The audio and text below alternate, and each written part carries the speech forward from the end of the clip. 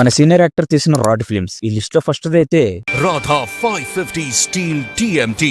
Number 4 మన నాగార్జున గారు తీసిన రాడ్ ఫిల్మ్ మన్మధుడు 2. అసలు అంత మంచి సినిమాకి సివికల్ అనే పేరుతో అంత పెద్ద రాడ్ ఫిల్మ్ ని తీయాలనే ఆలోచన ఎవరికొచ్చిందో తెలియదు, కానీ వాళ్ళకి ఖచ్చితంగా మొక్కాల్సిందే. ఫ్యామిలీ సినిమా అని చెప్పి ఎక్కువ అడల్ట్ సీన్స్ పెట్టడం, స్టోరీ దళిద్రంగా ఉండటం, డబుల్ మీనింగ్ డైలాగ్స్ పెట్టడంతో నాగార్జున గారి కెరియర్ లోనే ఫ్లాప్ ఫిల్మ్ కాదు, రాడ్ ఫిల్మ్ గా మిగిలిపోయింది. నాకు కొంచెం బరువు ఉండాలి. అయితే అలాంటి అమ్మాయిని వెళ్ళి పట్టుకో.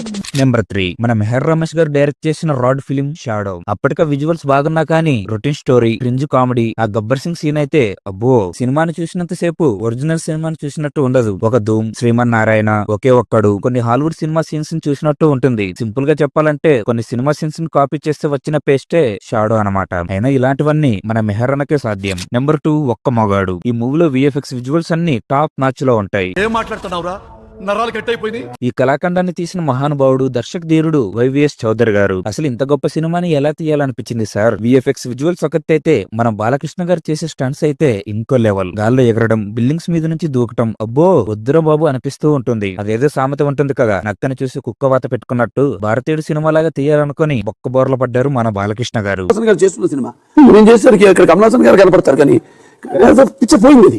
నెంబర్ 1 లెజెండరీ డైరెక్టర్ 2.0 వర్షన్ ని స్టార్ట్ చేసిన రోజులవి. తన కంబ్యాక్ సినిమాతో చరిత్ర సృష్టించాలని చూశాడు. ఆయనే మన మెహర్ రమేష్ గారు. ఆయన తీసిన గొప్ప ఫిలిం బోలా శంకర్. అప్పటికి చిరంజీవి గారు వద్దని చెప్తూనే ఉన్నారంట, కానీ మన మెహరన్న బలవంతం చేయడంతో మన బాస్ కి తప్పలేదు. మెహరన్ ఏమో జబర్దస్త్ స్క్రాప్ ను మొత్తం సినిమాలో దింపాడు. రష్మి గారితో ఓవర్ యాక్షన్ సీన్లు, ఇక శ్రీముఖి గారితో అయితే cringe pro max. Pawan Kalyan garu అంత మంచి సీన్ ని శ్రీముఖి బాస్ తో ఎలా చేయాలనిపించిందో మరి. ఇలాంటివన్నీ మన నోలన్ భయ్యకి సాధ్యం. అండ్ ఆ సీన్ లో చిరంజీవి గారి ఎక్స్ప్రెషన్స్ అయితే ఇంకో లెవెల్. ఇంత గొప్ప సినిమా గురించి ఆది గారు ఏం చెప్పారో మీరే వినండి.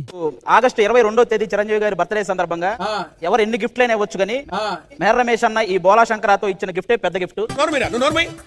పగిలిపోద్ది.